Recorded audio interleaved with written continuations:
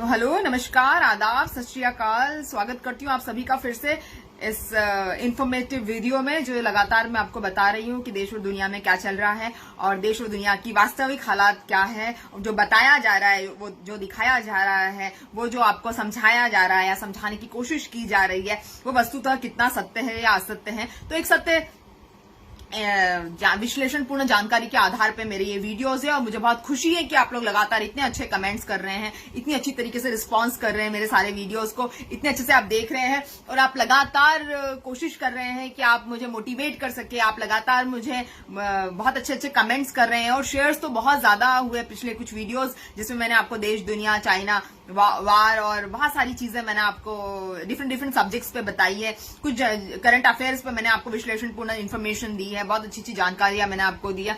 अगर आप YouTube पे हैं तो आप प्लीज मेरे YouTube चैनल को सब्सक्राइब कीजिए, जिसका टाइटल है परी चौहान टॉक्स टू देश की जनता, और यू कैन राइट परी देश की जनता, और आप YouTube चैनल को सब्सक्राइब करिए। और मैं लगातार आपसे फेसबुक पे भी हर अल्टरनेट डेज में आपको कनेक्ट होने की कोशिश कर रही हूँ और होती हूँ मैं हर अल्टरनेट डेज फेसबुक पर भी।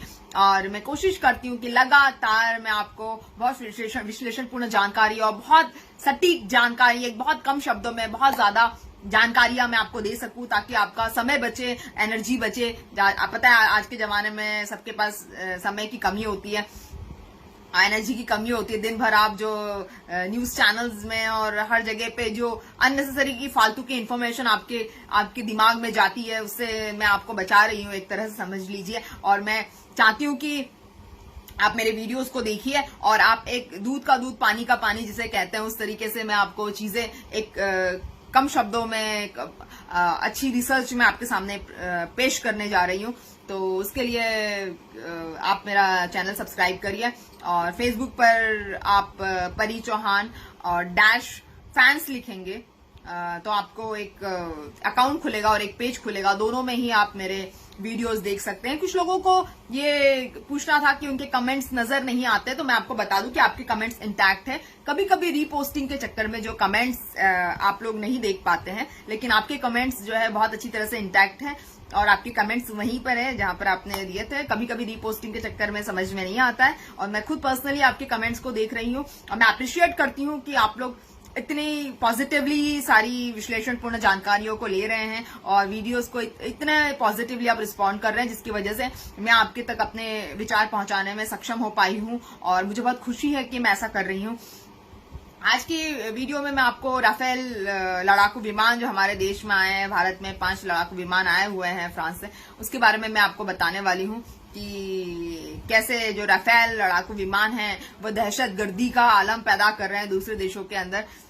ठीक है, ऐसा है, लेकिन वास्तविकता क्या है? जो न्यूज चैनल में आपको आवाजें दिखाई जा रही है, धड़ाम धड़ाम, और बिल्कुल प्लेन आ रहा है, रनवे पे चल रहा है, धुआंधार, बिल्कुल आपको म्यूजिक सुनाई आ रहा है और आपको आकर्षित तरीके से आपको आधे घंटे तक म्यूजिक और आधे घंटे तक सिर्फ रनवे पे प्लेन चल रहा है, उड़ रहा है, बॉम्बिंग हो रही है, बिल्कुल बॉम्बार्डमेंट हो रही है और आपको इस तरह से लड़ाई के सीन अलग अलग पता नहीं फर्जी सीन दिखाए जा रहे हैं। तो मैं आपको बताना चाह रही हूँ कि क्या राफेल मात्र से हम चाइना को ओवर पावर कर सकते हैं, चाइना से हम जीत सकते हैं, चाइना को घर में घुस के मार सकते हैं, चाइना को हम क्या करारा जवाब सिर्फ राफेल से दे सकते हैं, या हमें और भी अपने आप में सुधार करने की जरूरत है, अपनी सैन्य शक्तियों में सुधार करने की जरूरत है, अपने तस्लों में सुधार करने की जरूरत है, हमको सैन्य क्षमता बढ़ाने की जरूरत है, सैनिक मिलिट्रीज का बजट बढ़ाने की जरूरत है, हमें और बेहतर एम्यूनिशंस की जरूरत है। हमें ऐसा क्या करना चाहिए, या हम सिर्फ राष्ट्रवाद के नाम पे चाइना जैसे देशों को जीत सकते हैं? ये पॉसिबल नहीं है।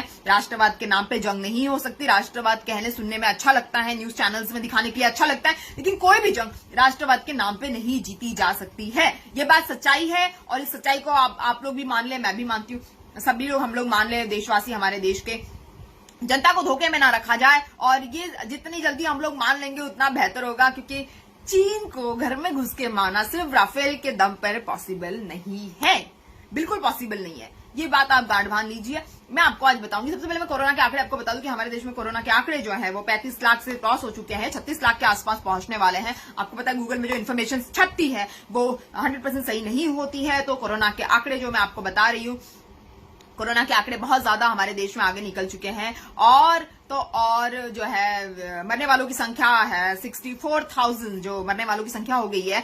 तो अमेरिका और ब्राजील के बाद में हम तीसरे नंबर पे हैं। अमेरिका में मरने वालों की संख्या 1,44,000 समथिंग कुछ, मतलब हम लोग पकड़ लेंगे कि 1.5 लाख समथिंग कुछ है। ब्राजील में भी मरने वालों की संख्या जो है 1,21,000 के आसपास है, तो 1.25 लाख के आसपास हो गई। हमारे यहाँ पे मरने वालों की संख्या कम है, क्योंकि हमारे यहाँ पे लोग 72 से 75% तक लोग कोरोना संक्रमित होने के बाद में रिकवर हो जाते हैं। हमारे यहाँ का वेदर अच्छा है, हम लोग के यहाँ पे हमारे जो वायुमान है, तापमान है, जो हमारे यहाँ का वायुमंडल है, हमारे यहाँ का जो एक तरह से वेदर कह सकते हैं, पूरी तरह से हमें सपोर्ट करता है कोरोना से लड़ने के लिए। तो हमारे यहाँ पे लोग जो है ठीक हो जाते हैं। लेकिन अभी देखा गया है कि कुछ लापरवाहियों के चलते कोरोना के पेशेंट्स जो है कल की डेट में बढ़े हुए मिले हैं। कल की 24 घंटे की रिपोर्ट बता रही है कि 77,000 समथिंग कुछ 300 कोरोना के पेशेंट्स जो है पिछले 24 घंटे में देखे गए थे, जो बहुत ज्यादा, सबसे ज्यादा अभी तक के आंकड़े हैं। तो मैं आपको बता दूं कि राफेल से सिर्फ जो है हम नहीं लड़ सकते हैं। राफेल ठीक है, बहुत अच्छा है राफेल, और चीन से लड़ना राफेल के दम पे पॉसिबल नहीं है, क्योंकि चीन जो है अभी के समय में देखेंगे, अमेरिका हालांकि बड़ी इकोनॉमी है, सबसे बड़ी इकोनॉमी है, चीन उसको कम्पीट नहीं कर सकता ऑब्वियसली, लेकिन अभी अमेरिका के हालात भी बहुत खराब है। चीन को जो कम्पीट करना बहुत बहुत बहुत मुश्किल हो रहा है अमेरिका के लिए भी।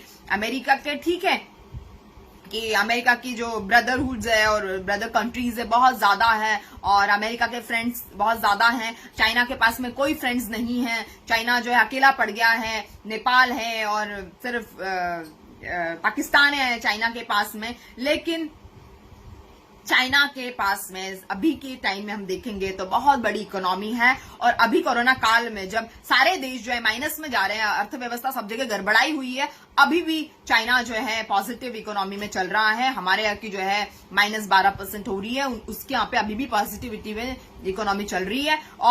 और चाइना की इकोनॉमी जो है हमसे 6 गुना ज्यादा है। तो क्या आपको नहीं लगता कि चाइना जो है अपनी सैन्य शक्तियों पे हमसे ज्यादा खर्चा करता होगा? चाइना अपने हथियारों पे हमसे ज्यादा खर्चा करता होगा? चाइना जो है हमसे ज्यादा खर्चा जो है मिलिट्री के बजट में करता होगा? क्यों नहीं करता होगा? वो बहुत बड़ी इकोनॉमी, हमसे 6 गुना बड़ी इकोनॉमी है, तो क्यों नहीं करता होगा? जरूर करता होगा। और चाइना जो है वो खुद चल के आजकल युद्ध लड़ने के मूड में, आप देखेंगे हर तरीके से हर देश चाइना के आक्रमणकारी रवैये से परेशान है, क्योंकि उसको आगे बढ़ चढ़ के युद्ध लड़ना है। आप कुछ भी कर लो, चाइना जो है खुद से आगे बढ़ चढ़ के युद्ध लड़ रहा है, तो जरूर उसके पास में तैयारियां इतनी होगी कि वो आगे बढ़ चढ़ के युद्ध लड़ना चाह रहा है या युद्ध में आगे बढ़ना चाह रहा है। तो उसके पास में इस तरह की तैयारियां चाइना के पास में है। तो चाइना को अंडरस्टिमेट करना सिर्फ राफेल के दम पे बहुत गलत बात है, बहुत बहुत गलत बात है। क्योंकि चाइना के पास में राफेल भले ही ना हो, लेकिन चाइना के पास में J-20 है, जो उसका खुद का अपना घर का प्रोडक्शन है। आपको पता है चाइना जब अपना खुद का बनाएगा विमान, तो एक बहुत बेहतरीन विमान चाइना बनाएगा।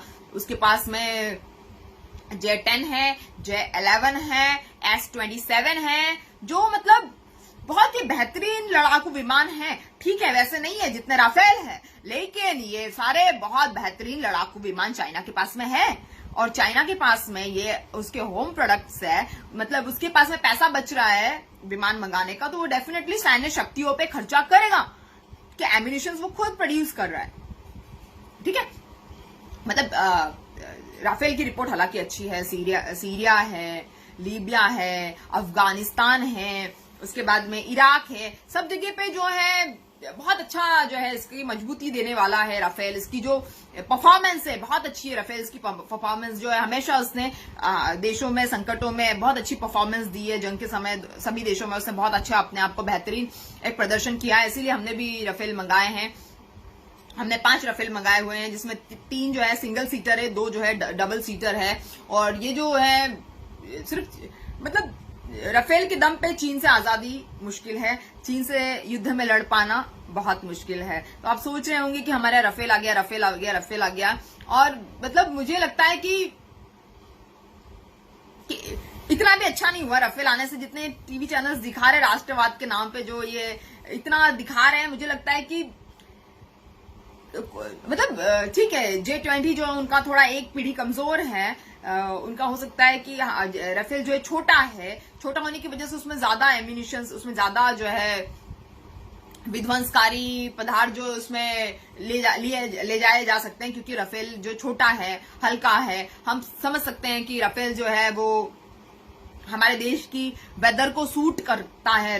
राफेल का जो पूरा जो स्टाइल है और जो उसकी मैन्युफैक्चरिंग है हमारे देश के वेदर को सूट कर रही है।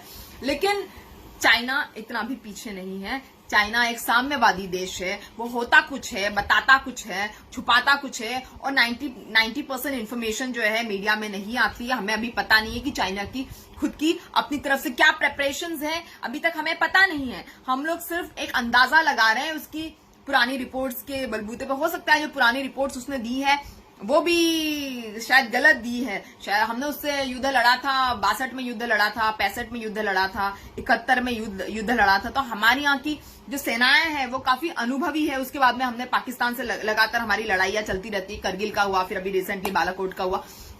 हमारी सेनाएं मानते हैं कि हम लोग बहुत अनुभवी है। और जो लेह लद्दाख में जिस तरह का एटमॉस्फियर है, जिस तरह का वेदर है लेह लद्दाख में और हिमाचल के आसपास अक्साई चीन का जो एरिया है, वहां पर लड़ने के लिए हमारे सैनिक जो है अनुभवी है और उनका अच्छा एक्सपीरियंस है। लेकिन चाइना भी बहुत ज्यादा सुप्रीम पावर है और वो कहीं पर भी कमतर नहीं पड़ेगा, ये भी हमें समझने की जरूरत है। जब वो आज बाय हुक बाय क्रुक, साम दाम दंड भेद का इस्तेमाल करके जब वो दुनिया की नंबर 1 इकोनॉमी बन गया है, तो क्या वो सैन्य शक्ति में पीछे हटेगा? क्या हम वास्तव में चाइना से जीत पाएंगे सिर्फ इस बलबूते पे कि हमारे पास में राफेल आ गया है?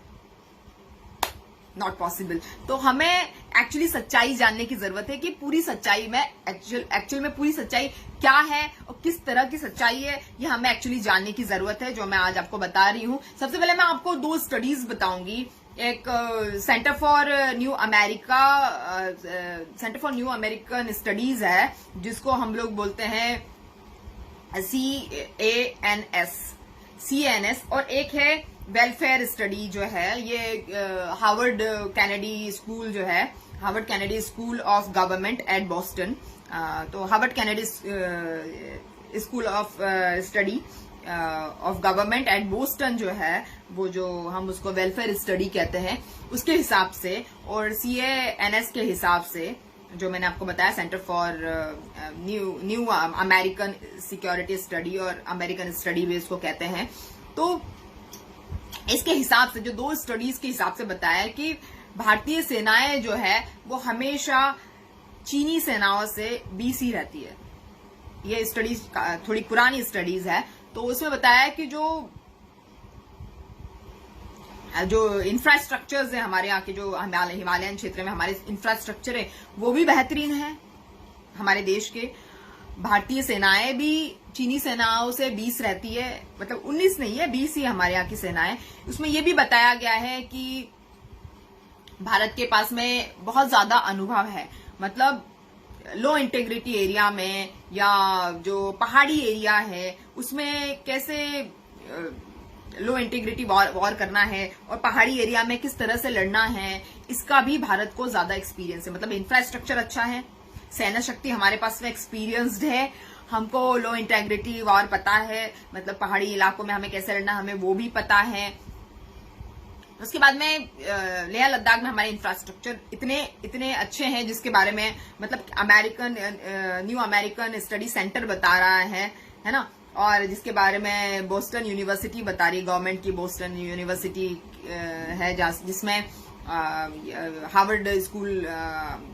हार्वर्ड कैनेडी स्कूल जो है, जो ये सब रिसर्च करता है मिलिट्री वॉर के बारे में। तो Harvard Kennedy school of government at Boston के हिसाब से भी हमारे यहाँ की जो सैन्य क्षमता है, हमारे यहाँ की जो पहाड़ी इलाके हैं, पहाड़ी इलाकों में हमारे लड़ने का जो एक्सपीरियंस है, जो इस तरह की लो इंटीग्रिटी वॉर है और जिस तरह से हमारे सैनिक जो है कम टेम्परेचर में एडजस्ट कर लेते हैं, और हमारे यहाँ के लेह लद्दाख की जो टेम्परेचर है वो सब हम लोग मतलब हमारे अनुकूल है, हमारे प्रतिकूल नहीं है। तो हम लोग इस मामले में लकी है, हमारे पास में जो मिग है, जो सुकोई है, जो मिराज है, वो भी बेहतरीन हमारे पास में, एक तरह के बेहतरीन मिसाइल्स हमारे पास में है। सुकोई है, मिराज है और मिग है, तो ये हमारे पास बेहतरीन है। जबकि चाइना के जो निचले तबके के जो मिसाइल्स की बात करें कि जेट 10, J-11, SU-27 मैंने आपको बताया था, यस SU-27, ये थोड़े से इतने बेहतरीन नहीं है जितने हमारे मिसाइल्स है। ठीक है, वो बात भी सही है। तो हम लोग क्या है, लगातार लड़ के ना, जैसे 62 में हमने लड़ा, 65 में लड़ा, 71 में लड़ा, फिर 75 में लड़ा, फिर हमने कारगिल की लड़ाई लड़ी, अभी हमने 2019 में लड़ाइयां लड़ी। तो हम लोग काफी प्रैक्टिस्ड हो गए, हम लोग एक्सपीरियंस्ड हो गए हैं। हमने बांग्लादेश में भी हमारा काफी, बांग्लादेश की लड़ाई में भी हमारा काफी ज्यादा इन्वॉल्वमेंट था। तो हम लोग काफी प्रैक्टिस्ड हैं और हम लोग का एक्सपीरियंस बहुत अच्छा है। लेकिन हमारे यहाँ पर कुछ एक्सपर्ट्स है, उनकी बात हम मानेंगे तो एक सीनियर ऑफिसर है एयर मार्शल जिसको हम कहेंगे, तो एयर मार्शल सीनियर ऑफिसर जो है मनमोहन बहादुर जी है, उन्होंने बताया कि राफेल ठीक है लेकिन राफेल जो है हमारी पूरी जरूरतों का ध्यान नहीं रख पाता है। राफेल जो है उस तरीके से अभी हमको इंटीग्रेट नहीं कर सकते हम, मतलब अगर राफेल को इंटीग्रेट करना है तो हमें 2 साल की प्रैक्टिस लगती, किसी भी इक्विपमेंट को, किसी भी विमान को या किसी भी नए हथियार को हमारे यहाँ पे इंटीग्रेट करने के लिए, हमारे यहाँ पे उसका यूज करने के लिए पूरे सैनिकों को ट्रेन करना पड़ेगा। 2 साल की प्रैक्टिस की जरूरत रहेगी और अभी हम उसको इंटीग्रेट इमीडिएटली नहीं कर सकते। और अभी तो 5 आए हैं, 36 का ऑर्डर था तो 31 अभी आना बाकी है, तो हम उसको पूरी तरह से इंटीग्रेट अभी नहीं कर पाएंगे। ये उन्होंने सीधे तौर पे कहा है। जो सीनियर ऑफिसर है, जो एयर मार्शल है मनमोहन बहादुर जी की मैं आपको बात बता रही हूँ। उसके बाद में एक और जो सीनियर एयर मार्शल है प्रणव कुमार बारबोरा, उन्होंने ये बताया है कि जो राफेल आया हुआ है तो पायलटों के लिए हमें कम से कम 1.5 से 2 साल की ट्रेनिंग इंपॉर्टेंट है। 1.5 से 2 साल की ट्रेनिंग हमको कम से कम 2 से 3 लाख पायलटों को देनी पड़ेगी, जिससे कि वो अकस्टम्ड हो जाए कि राफेल को किस तरह से चलाना है युद्ध भूमि में। तो अभी हमें 1.5 से 2 साल जो है ट्रेनिंग पायलटों को देना जरूरी है, मतलब सेना को तो देना है, साथ में पायलटों को भी देना है, उन्होंने ये बताया है। तो पायलटों की ट्रेनिंग भी इक्वली इंपॉर्टेंट है। और उन्होंने ये बताया है कि मतलब हमारे पास जो एयर फ्लीट है और चाइना के पास जो एयर फ्लीट में उसमें जमीन आसमान का अंतर है। उन्होंने बताया कि हमारे यहाँ का जो एयर फ्लीट है वो 2123 कुछ हमारे पास में एयर फ्लीट है और चाइना के पास में जो है 3210 एयर फ्लीट है। तो चाइना इस मामले में भी हमसे जो है बहुत ज्यादा बेहतर है।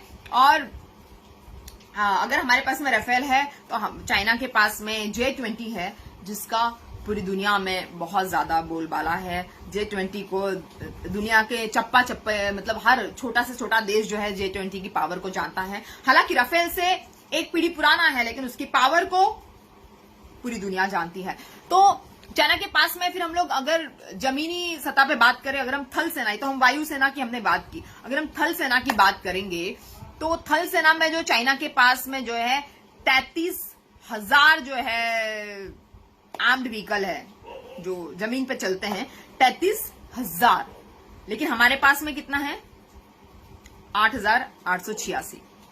हमारे पास में जमीन में चलने वाला आर्म्ड व्हीकल भी 8,686 है हमारे पास में। तो हमारे पास में जमीन में चलने वाले भी बहुत ज्यादा कम है। मतलब हमारे पास में, चाइना के पास में हमसे मेरे ख्याल से 6 टाइम्स ज्यादा है उसके पास में, 6 टाइम्स वो ज्यादा है हमसे, इकोनॉमी में 6 टाइम्स ज्यादा है। लेकिन जो सड़क पे, जो रास्तों पे, जो मैदान में चलने वाले थल सेना की बात मैं कर रही हूँ, वो भी चाइना के पास में जो है वो हमसे 6 गुना ज्यादा है। उसके बाद में नौसेना की बात करेंगे, पानी में चलने वाले फ्लीट्स, तो वो चाइना के पास में जो है 777 है पनडुब्बियां मिला के। लेकिन हमारे पास में कितने हैं? हमारे पास में बहुत कम है, उसमें भी हम लोग मतलब आधे से भी कम है। चाइना के पास में हमसे 3 गुना है, हमारे पास में सिर्फ 280 है। चाइना के पास में कितना है?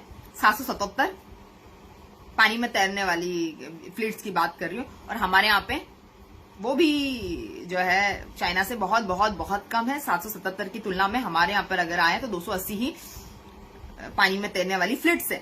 उसके बाद में अगर मैन पावर की बात करें, ये तो हो गया जल थल वायु की हमने बात कर दी। मैन पावर की बात करें, उसमें भी चाइना हमसे आगे है। चाइना के पास में जो मैन पावर है वो 21 लाख मिलिटेंट्स चाइना के पास में है। हमारे पास में कितने मिलिटेंट्स हैं? मात्र 14 लाख। तो राफेल दहशत पैदा करता है, बहुत अच्छा, लेकिन चीन भी तो लुका छिपी का खेल खेलता है, आपको तो पता ही होना चाहिए। चीन जो है लुका छिपी का खेल खेलने में सबसे बड़ा मास्टरमाइंड है। पूरी दुनिया जानती है कि चीन जो है रहता कुछ है, बताता कुछ है, दावा कुछ और करता है और करता कुछ और ही है। तो चीन जिस थाली में खाता है उसी थाली में पहले छेद करने लगता है या छेद करके खाता होगा। तो ये जो है चीन उस मामले में बहुत ज्यादा आगे निकल चुका है और पूरी दुनिया को जो है त्रस्त कर दिया है। न्यूक्लियर पावर की अगर बात करेंगे तो चाइना की न्यूक्लियर पावर जो है 320 है, जबकि हमारे देश की न्यूक्लियर पावर जो है 150 है। मतलब वो भी आधे से बहुत कम है न्यूक्लियर पावर। अगर न्यूक्लियर पावर का जमाना हम कहते हैं कि न्यूक्लियर पावर है, एक बम गिरा देंगे, एक बटन दबा देंगे, उसमें भी चाइना की जो पावर जो एक एस्टिमेट आया है वो 320 है। हमारे यहाँ की 150 भी ठीक से नहीं है। तो कहने का मतलब ये है कि जो भारत के पास इक्विपमेंट्स है, तो एक आर्मी के एक स्टैंडिंग कमेटी के अध्यक्ष हुआ करते थे, इसलिए बोल रही हूँ क्योंकि उनका राजनीतिक जो करियर है वो मोदी सरकार ने पूरी तरह से चौपट कर दिया है। उनका नाम था बीसी खंडूरी। उत्तराखंड के सीएम भी रह चुके हैं बीसी खंडूरी और बहुत अच्छे स्पीकर थे बीसी खंडूरी और पार्लियामेंट में स्टैंडिंग कमेटी के अध्यक्ष थे और जिनका ये मिलिट्री के बारे में सारा लेखा जोखा रखते थे।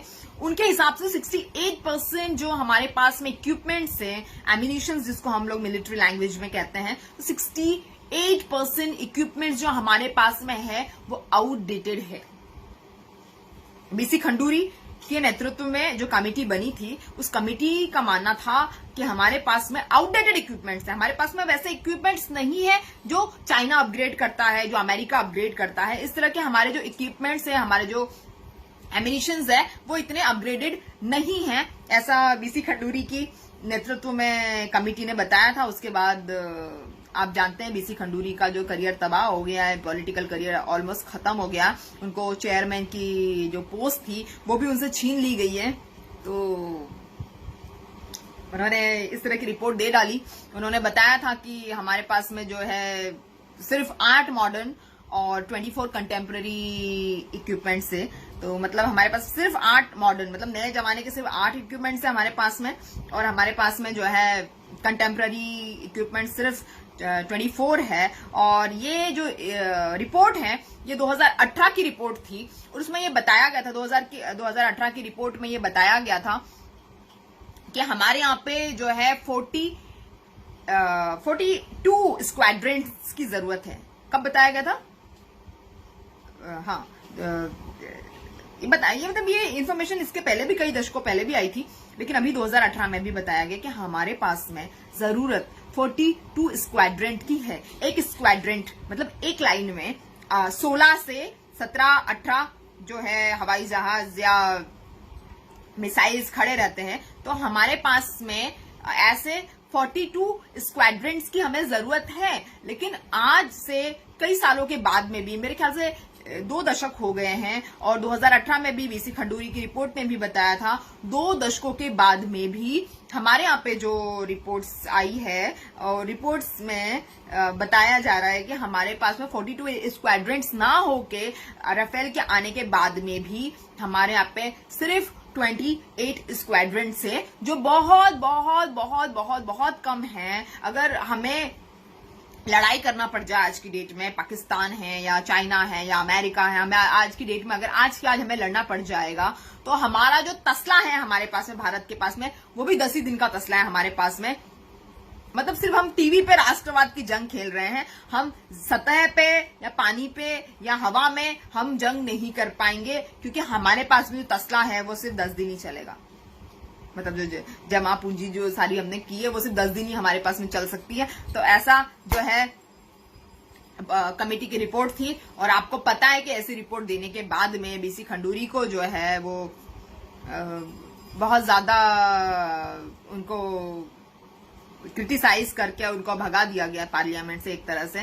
तो ये भी मोदी सरकार की कारस्तानी थी, क्योंकि मोदी सरकार चाहती ही नहीं है कि सच्चाई देश के सामने आए, देश को एक झूठ की पोटली टिका के जो है उल्लू बनाया जा रहा है, झूठ की पोटली टिका के जनता को जो है सिर्फ वोट बैंक के लिए यूज किया जा रहा है। तो ये बीसी खंडूरी की जो रिपोर्ट थी तो ये बहुत सारी चीजें बता गई, लेकिन उसके बावजूद भी 2018, 2019, 2020 मतलब 3 साल पूरे हो गए और अभी भी जो है 3 सालों में भी मोदी सरकार ने कोई भी इम्प्रूवमेंट जो है वो नहीं की है हमारी सैन्य शक्ति में। और हमारी सैन्य शक्ति जो है उसका बजट भी बहुत कम है। मतलब हमारे यहाँ पे आर्मी की तरफ से जो बजट आया था वो 1,74,000 करोड़ की रिक्वायरमेंट आर्मी को थी, उनकी जो भी आंतरिक जरूरत है।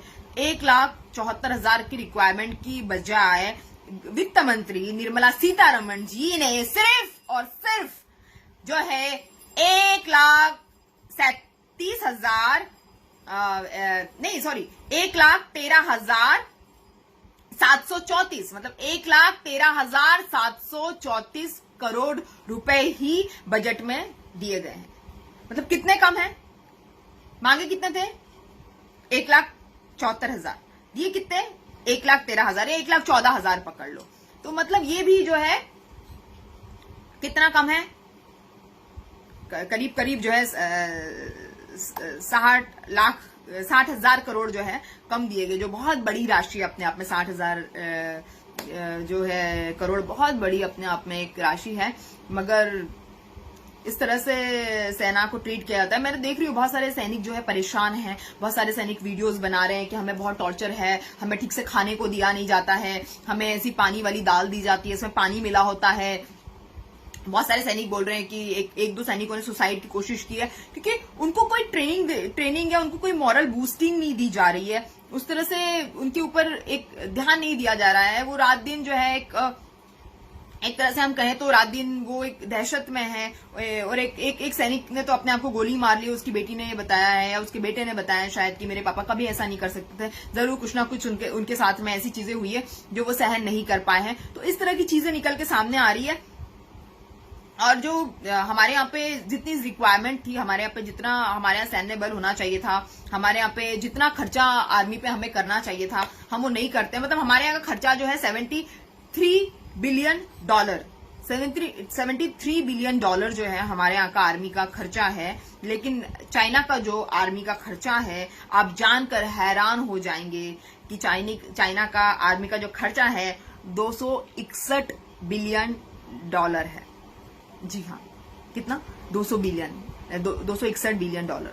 तो 261 बिलियन डॉलर और हमारे यहाँ का 73 बिलियन डॉलर। तो आप देख लीजिए 73 कहाँ है और 261 कहाँ है। मेरे ख्याल से ऑलमोस्ट 6-7 गुना हो गया। तो 6-7 गुना अगर वो अपनी आर्मी पे ज्यादा खर्चा कर रहे हैं तो ऑब्वियसली उनकी सैलरीज ज्यादा होगी, आर्मी वालों की, आर्मी के सोल्जर्स की फैसिलिटीज ज्यादा होगी, खाने पीने को बहुत बेहतरीन मिल रहा होगा उनको सामान, उनको बेहतर एमिनिशंस मिल रहे होंगे, उनके पास में कपड़े बेहतर होंगे, उनके पास में रहन सहन का तरीका बेहतर होगा, लाइफस्टाइल बेहतर होगी। क्योंकि खर्चा होगा तो लाइफस्टाइल तो बेहतर होगी। तो आप समझ सकते हैं कि हम सिर्फ मतलब ढोल पीट रहे हैं कि हम बेहतर है और हमारा रफेल आ गया, रफेल आ गया, रफेल आ गया। मैंने आपको बता दिया कि हमारे पास में रफेल के लिए पायलट्स को 1.5 से 2 साल की ट्रेनिंग देनी है, जो हमारे पास में नहीं है।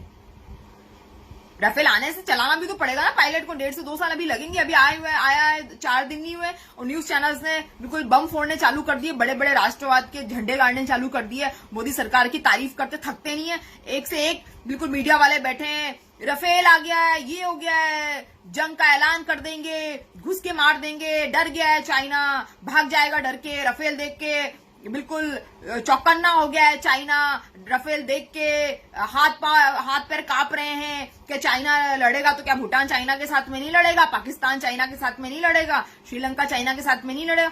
इन सबको सपोर्ट किया है, चाइना के उपनिवेश है सारे के सारे। एक तरह से हिंदी में हम कहे बंधुआ मजदूर जो होते थे पुराने जमाने में, तो सारे देश जो है चाइना के बंधुआ मजदूर बन चुके हैं। तो क्यों नहीं, मतलब इट्स डिफिकल्ट कि ये देश जो है वो चाइना ऐसे ही छोड़ देगा। आपको लगता है कि चाइना के सब मददगार नहीं बनेंगे। चाइना ने सबको फाइनेंशियली मदद की है, एक तरीके से हम देखेंगे तो कर्जे में डुबा दिया है सारे देशों को चाइना ने। तो जब चाइना अगर लड़ेगा जंग में तो पाकिस्तान आएगा ही आएगा। आपको मैंने कल बताया था पाकिस्तान चाइना की एक बहुत अच्छी मैंने आपको वीडियो बताई थी कल। अगर चाइना लड़ेगा तो डेफिनेटली पाकिस्तान आएगा, आएंगे सब आएंगे। मतलब आप तो भूल ही जाइए कि मतलब अमेरिका नहीं आएगा। अमेरिका ने तो कल जो एप्पल की कंपनी है वो भी उठवा ली अपनी वहां से। अब वो शायद इंडिया में, इंडोनेशिया में या कहीं वियतनाम में खोलेगा अपनी एप्पल फोन्स की कंपनी। पता नहीं कहां पे खोलेगा, भगवान जानता है। लेकिन आप ये गलत फहमी मत रहिए कि राफेल आने से आप चाइना को बिल्कुल ऐसे दांतों तले उंगली दबाने लगा है चाइना, या नाको चने चबा देंगे, तो ये एकदम गलत बात है। चाइना को कोई नाको चने नहीं चबा सकता और दहशत नहीं पैदा कर सकता चाइना में, क्योंकि चाइना जो है बहुत बड़ा जुगाड़ू है। शी जिनपिंग के आने के बाद तो चाइना एक के तेवर ही अलग है, चाइना का स्टाइल ही अलग है। मतलब और वांग ही जो है बहुत श्रीउड, जो उनके यहाँ के मंत्री है वो बिल्कुल घेराबंदी ऐसे करते हैं। आप बस मदद लेने पहुंच जाइए वांगी के पास में,